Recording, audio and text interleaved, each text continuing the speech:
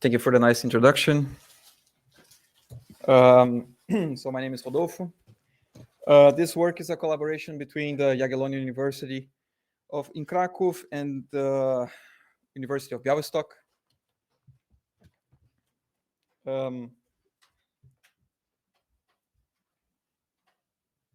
Okay, so by now I know that the introductions may be overlapping slightly because we have been seeing this for the whole day, but I do have the slides, so I'm gonna have to go through them. So if you took a nap in the last 3 hours, maybe you can refresh now. So antimicrobial resistance occurs when microorganisms develop some sort of resistance to antibiotics, to drugs that are supposed to kill them.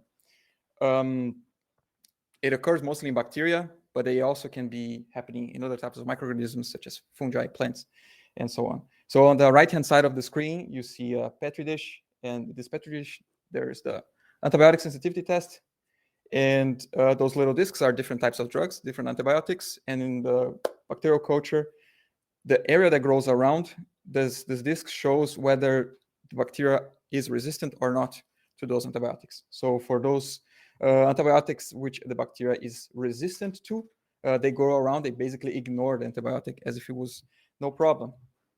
Now, it's the third time that this study is mentioned here today. There's a Lancet study that came out in 2019, and it was reported also by the United Nations Environmental Program that reports that just in 2019, over nearly 5 million people died indirectly because of antimicrobial resistance. And out of those, over 1 million died directly as a direct result. And it's estimated by the same study that in 2050, AMR resistance related deaths are going to become a common type of death. 10 million people per year dying. So it's a big issue. And AMR resistance is associated with the genes that encode proteins that through different mechanisms provide resistance to drugs, to the bacteria, and they can be transferred from bacteria to bacteria horizontally or vertically. We're not going to the details here. We had a presentation from Dr. Edward talking about the plasmids and viruses and how they are other mobile genetic elements and how they play an important role here.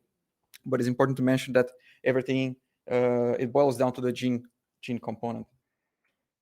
They accumulate in the environment, and we speed up this whole process when we perform deliberate and incorrect use of drugs.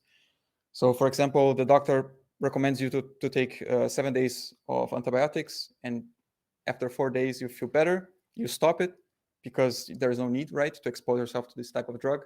But what happens is that you create a sublethal concentration of this drug in your bloodstream, in your system, and this is the perfect environment for breeding new bacteria resistant to that particular drug. It is a big issue in the food industry. This paper that came out nearly 10 years ago from Dr. Erstrup, I hope I'm pronouncing correctly, forgive me if I'm not, just shown that antibiotics used in meat industry can become a big problem, and he actually managed to change the picture, be reducing 60% of the antibiotics used in Denmark, and he recommends other countries to do that. So lots of effort in this direction. The same has been done with wastewater treatment plants, because you have water from sewages from a whole city or several cities converged in the same place where bacteria can exchange genetic components with the help of mobile genetic elements. And not only that, we also have hospitals and urban centers. And all of those things have one big thing in common. They are strongly influenced by humans. So anthropogenic influence is a strong factor here. The very distribution of rhizostome across the globe is diverse, and it depends on the climate factors, geographical factors, socioeconomic factors. So taking that into account, the CAMDA challenge provided us with nearly 400 libraries, as you have heard already several times today, and they are associated with different cities. I do want to stress the number of samples for each city, which is very different. So you have, for example, 6 samples for Minneapolis and 45 for Denver, or even 46, I think, for Sacramento. And they provided also with 6, this number is incorrect, it's 150 rhizostome profiles associated with different isolates that were collected in a hospital from one of those cities. And the question is, what is the source of these isolates?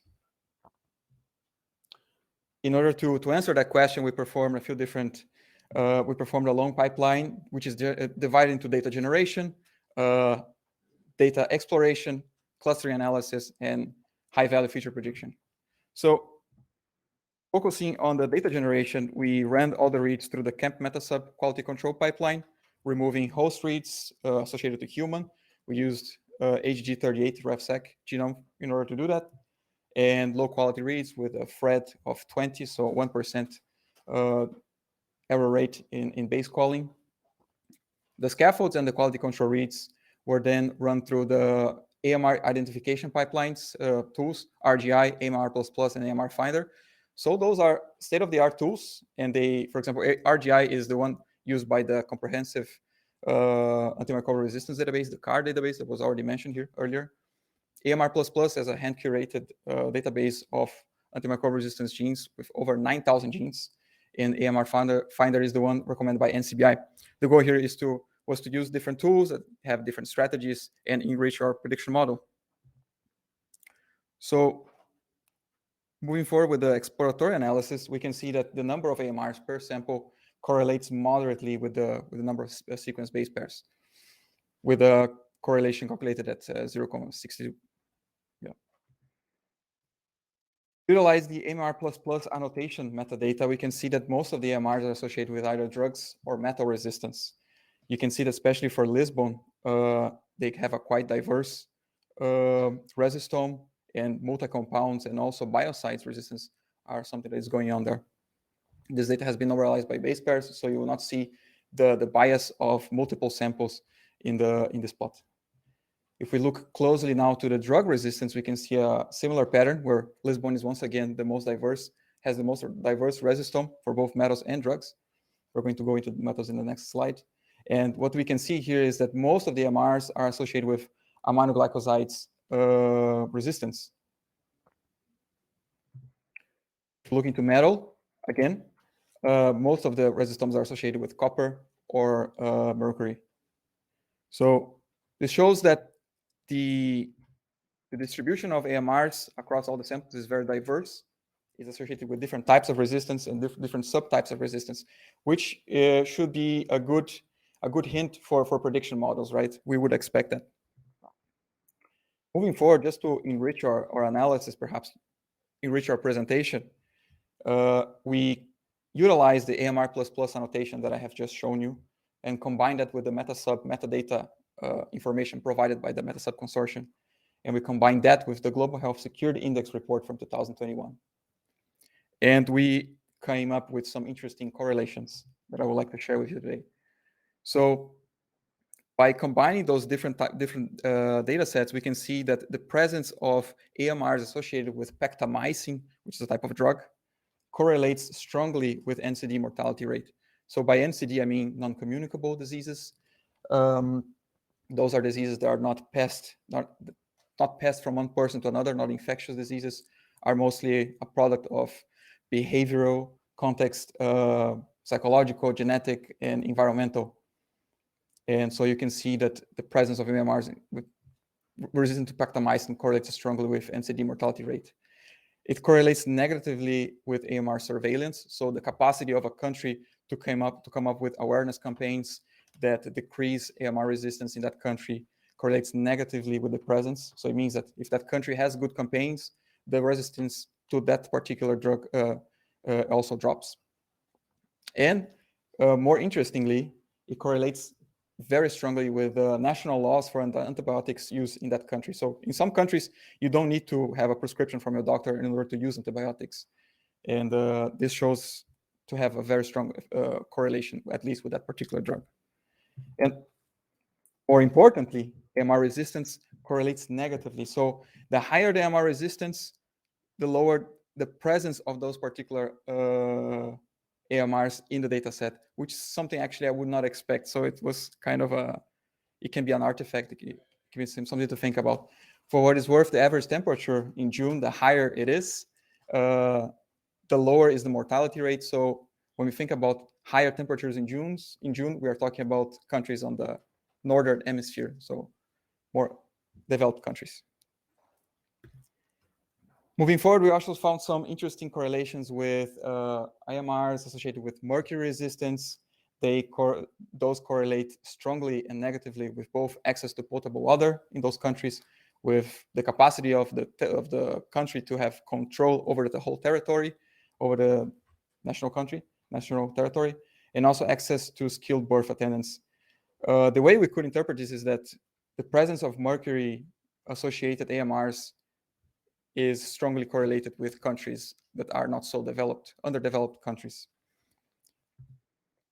And finally, additional correlations have been found with sample elevation, the presence of AMRs associated with nickel, thiopeptide, and tetracenomycin. So those correlations that I have presented here, while they're interesting, they have to be taken with a grain of salt, because not every correlation implies causation, and they're not transitive. Just because we see 2, 3 variables connected, it doesn't mean that they are actually, let's say, for example, if you see the average temperature in June correlating with AMR resistance and NCD mortality rate, it doesn't mean that AMR resistance actually correlates with NCD mortality rate, because correlations are not transitive. So we have to keep that in mind.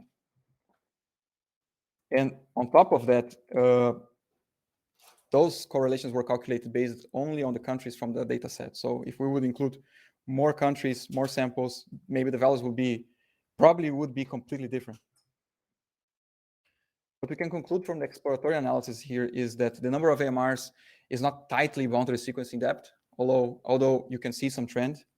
The resistome is very diverse, which is probably good for prediction, and most of the AMRs are associated with either drug or metal resistance, namely aminoglycosides and mercury. And AMRs can be also associated with socioeconomic factors.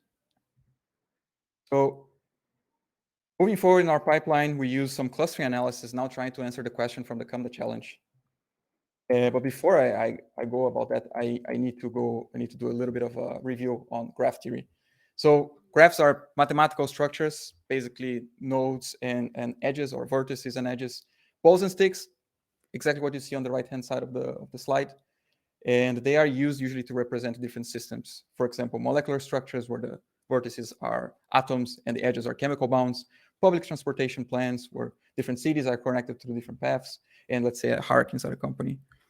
And you can enrich a graph by enriching it with different properties, for example, values, direction, and you can also study the connectivity inside this graph. So for example, whenever you have a substructure of that graph which is highly connected to each other, we call it a clique. You can see a highlighted clique on the right-hand side. And there's another clique on this slide. Let's see if you can find it. So now that we are trained in graphs, we can talk about this next step. We performed given the resistome from all the samples, we measured the similarity in an all versus all fashion, all the samples against all the samples. We had a gigantic graph, and we wanted to cut down some edges in order to simplify it. We performed a similarity threshold, and in order to keep the highest number of cliques with a size of at least 3.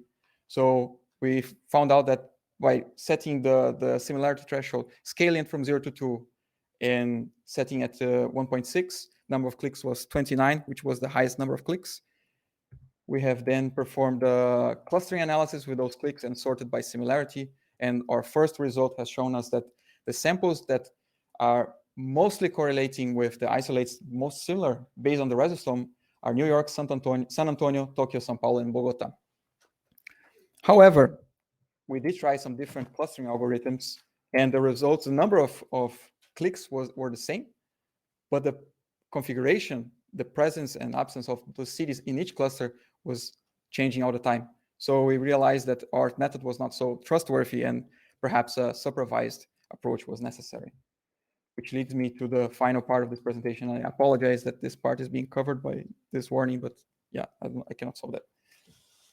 So we took our whole data set, the resistome profiles for all the samples, and we wanted to find out for all the AMRs, which ones were the most important for sample prediction, because for several AMRs, they're ubiquitous and they're present in most of the samples, and some of them are so sparse that they just mess up with your prediction model.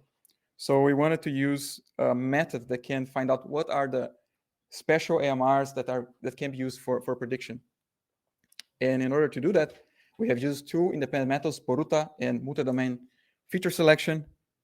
So what Boruta does is, let's say, for example, you have a certain data set comprised of age, height, and weight, and you wanted to predict income. What Boruta does, it creates shadowed versions of those variables, permutations, variations of those variables, and runs random forest prediction based on those variables, trying to predict the target variable, which was, again, income. It then compares the score of the made up, the invented variable, the shadow version of it, to the actual version of the real data set. And if the randomized version of the variable was actually better, it means that even a randomized variable can do a better prediction, and the original variable is dropped, is removed from data set. However, if you randomize a certain variable and the prediction power of that particular variable drops, it means that variable has some importance in the prediction of the target variable. And you can see on the plot on the right-hand side of the screen, the iteration of Boruta. The red region is made up of variables with low importance, yellow with some sort of importance, and green variables with a high level of importance. MDFS, in a different way, it tries to find out what are the variables that are important for the prediction of the target variable, but it tries to find synergistic correlations between the variables. So it looks at them pairwise and not individually, as Boruta does. So those two methods found a different number of important variables, and those were taken into account in our random forest prediction approaches. But before we go to the approaches of prediction, we were curious if we were actually picking the right AMRs, and basing ourselves on the premise that the important AMRs are perhaps the most studied, we pulled the number of associated publications to each AMR, running them through CARD and PubMed, and we realized that the average number of of studies associated with all the AMRs that we have studied is 15 publications. But for the AMRs that are very relevant for our prediction model, those that were selected by Boruta and MDFS, actually have an average of 30 associated studies. Some of them are overstudied, some of them are understudied, but we thought it was interesting to at least have a glance at that. Having our important variables selected, we have then performed 3 classification approaches: recursive rejection, one versus all, and one versus one. The first one, we start with all the 16 different cities, and we run random forest. We pick the best variables. We put the best observations and run random forest again. So we had a total of 2 different models. One versus all, we compare one city against all for all the cities, so a total of 16 models. And we finally run one versus one, so all cities against all cities, a total of 240 models. The number of forest trees used here was 5,000. And here are the results. So for the first model, in the recursive rejection approach, the best candidates that fit the most to the isolates was Auckland in New Zealand, followed by New York, Tokyo, and Lisbon. There were barely no hits for other cities, so Baltimore was not even in the picture. The second model, now removing everything that was not New York, Tokyo, and Lisbon, and Auckland, again, Auckland was the best, followed by New York, Tokyo, and Lisbon, and very few prediction hits for Lisbon. So we then removed Lisbon from the data set, trying to see if the results were actually improved, but they didn't. So at this point, our best candidate would be Auckland, followed by New York, Tokyo, and Lisbon. In the classification one versus all, or 16 different models have shown that Auckland versus all has an area under the curve calculated at 0.85, followed by New York at 0.82, and Tokyo a little further away, 0.73. So the way you want to interpret this graph, the receiver operating characteristic plot, is that you want to see the plot being populated at the top left hand side of the plot. So the further it is away from the diagonal, less random it is, and more specific and highly sensitive it is. And Auckland was the one that had the highest ROC curve, the best outcome. For the third approach, one versus one, again, Auckland was the one that was less confounded in comparison to the other cities, followed by New York City, which was confounded with Baltimore, interestingly enough, and followed by Tokyo. So yeah, going now to the conclusions regarding the exploratory analysis, we can conclude that, okay, abundance of mercury and aminoglycoside AMRs is prevalent in the data set that we have studied. And some AMRs can be correlated with socioeconomic factors. And this is backed up by literature where mercury is present in seafood in underdeveloped countries. Regarding the classification, it was not so easy. It was pretty tough. And we do believe that the uneven number of samples was the main reason for that. We had several classes, not many observations, and the databases from the different tools that we have used, they are conflicting. And many times, both in the nomenclature, but also in the presence-absence of a certain AMR. So we had to deal with several models at the same time and elect the best. Based on the methods that we have applied, if we would ignore the information that the samples were actually from the USA, we would choose Auckland. But New York was also the second best choice. So considering that New York is actually 3 hours away from Baltimore, considering the sample number, which is very uneven, the time factor, the isolates were collected in a 4 years interval, and the metagenomic samples were actually collected in two different years, 2016 and 17, if I'm not mistaken.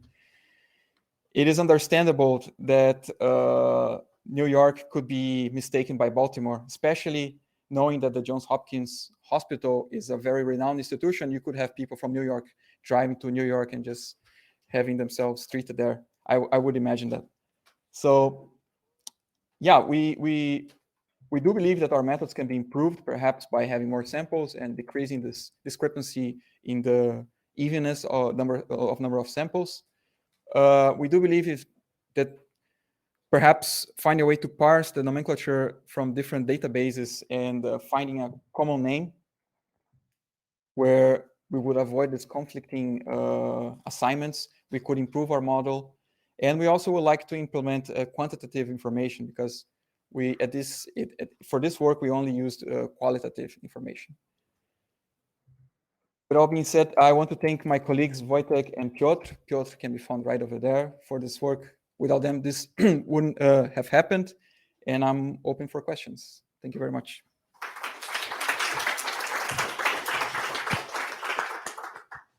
Thank you very much, Rodolfo. Questions for Rodolfo from the audience? First of all, thanks for the next talk. I have a question more about the machine learning part that you did. So if I understood correctly, you used the gene presence absence as the features, right? So, and you mentioned that you selected 15 features from one of the methods or something. How many features did you use actually to train your random forest models? Yeah, so we started with 134 variables. Yeah. And after running the selection of important features, we ended up with 15 features selected by Boruta and 40 by MDFS. Some of them will overlap. So I don't know exactly how many. But still, it would be like something around like 50. 50. Yeah. I forgot the exact number. Okay. Yeah, I thought it was kind of like too less for kind of random forest models, but you don't have the extensive models. I see that you have different kind of random forest models or something. So eventually you ran this 15, use this 50 features as the gene presence absence kind of thing. Yes, it was a binary matrix, so ones or zeros. So that's why we think that by implementing the quantitative information, some genes may be repeated in a sample, and we didn't take that into account. Maybe the outcome will be different. Yeah. Thanks. Thank you. More questions from the audience? Well, I would like to ask you, seeing how your analysis didn't pick up the Baltimore at all, and of course, you can say maybe the people in Baltimore were actually just New Yorkers camouflaging as Baltimoreans. Yeah. But still, from a data perspective, when you look at the data, can you now perhaps see that there were certain patterns in the data that you missed, or why, or what would your next steps be? I mean, you cannot just say this is my algorithm, it didn't work, and I will continue using it. So what would you do next to fix this? So the one evidence that we find where New York is confounded with Baltimore is when we compare the 1 versus 1 classification approach. When we do the 1 versus 1 approach, random forest prediction, you see that New York is confounded with Baltimore. But so by knowing, I do believe that if we would remove everything that is not US related, which we didn't do for this work, perhaps the results could be different, and maybe Baltimore would be more predominant. So I think this is a direction that I would start. I don't know where it would lead me, but okay, and at the feature level, can you maybe speculate about what you're missing there? I mean, you're selecting features by 2 different complementary approaches, if I understand. At what point are you maybe missing the features that would let you pick up Baltimore as the better matching city? Well, that's a good question. So the feature selection is pretty generalist, and it doesn't try to maintain or remove. It's an unsupervised method, so you might remove samples that are simply not prevalent in the data set, especially taking into account the number. I would say that the problem here is the uneven number of samples. So you had over 40 for New York and 6 for Baltimore, and then I think that it basically vanished in the data set. Yeah. I would say that the next step should be indeed checking how the method will work if you will focus on the US. But if then it will start working, then it's a very interesting question why all the other cities, they are so confounding in a way that they are just mimic like Baltimore, right? I mean, this might be interesting. It's also probably the same, the question for Dimitri to check what if you will run, on the all data sets, right? Not only on if you not only focus on the US. So for example, Tokyo and New Zealand, Baltimore, New York, they're all coastal cities. So I guess this is one factor that they have in common. And yeah, I think that's why they're there. Otherwise, yeah. But again, I cannot say anything if I don't test it. Yeah. More questions? Hey, super cool, but I was wondering about the present absence you did. Was it based on the coverage of genes, or how did you define when a gene was present or not? Yeah, so the tools that we used would provide us with information of presence and absence. Sometimes it would be actually quantitative. You have 5 copies of a certain gene for a certain sample. But for this work, we only considered presence absence. So it became binary, 0s or 1s. So was a gene present if it's 95% coverage, or was it 99% this one coverage? not taken into account. Okay. Yeah. Because I think that could also create a lot of confusing in Definitely. when you just say, yeah, I see it there no matter what. Yes. More questions? No problem. I still have a question about how did it perform the feature selections? Like when you say the important features, were these features important because they were present in all the cities, or they were distinctive enough to make a prediction? Like how the important features? So the feature prediction choice is based on how well it improves the random forest accuracy, or how well it decreases the out-of-bag error rate. So if it implies that if you remove that variable, the accuracy of the model drops. But it doesn't take into account. It's very generalist. It doesn't focus on. It doesn't go into the details of whether that variable is present for all the samples or not. So it might remove. Yeah. If I understand correctly, for feature selection also you are kind of running the models first and then selecting the features, like it's like a permutation based or something. You are dropping a certain feature and then seeing how it is impacting your accuracy, like the particular metric that you are targeting. Yeah, that's the approach from Boruta. So okay, yeah. So, yeah, that's what most of them kind of do, but yeah. we can talk about that more in detail, but sure, because this is like it's an iterative process. It repeats several. This feature importance thing in machine learning is kind of still a debatable, like lot of different methods. Everything has a different kind of bias with everything. So yeah, definitely. Yeah. Also, kind of whatever matrices you use, maybe you used your accuracy or something, but if your data set is kind of imbalanced or something, people also tend to use MCC or other kind of features. But yeah, we can discuss more about it later. Yeah, there's definitely room for improvement, and I'm open for any discussion. Thank you. Wouldn't it be possible to test this idea that it's not picking up Baltimore because of the sampling depth in that city wasn't as great as the other cities? Wouldn't it be possible just to sort of take out a data set from New York or Auckland or whatever and use that as the query and then just see whether that improves the accuracy? Yeah, I guess so. It could be possible that during the feature selection, AMRs that are present for Baltimore are just removed by large. So I guess that now that we know the right answer, we could put New York and Baltimore side to side, or at least we could shrink our data set to only US cities and see how well it would be. So I think there are ways to test, or at least to drive the research from there, trying to put Baltimore back. But as I said, we didn't take into account we didn't remove from our data set non-American cities because we wanted to apply our method for everything and see where it will lead. Yeah, so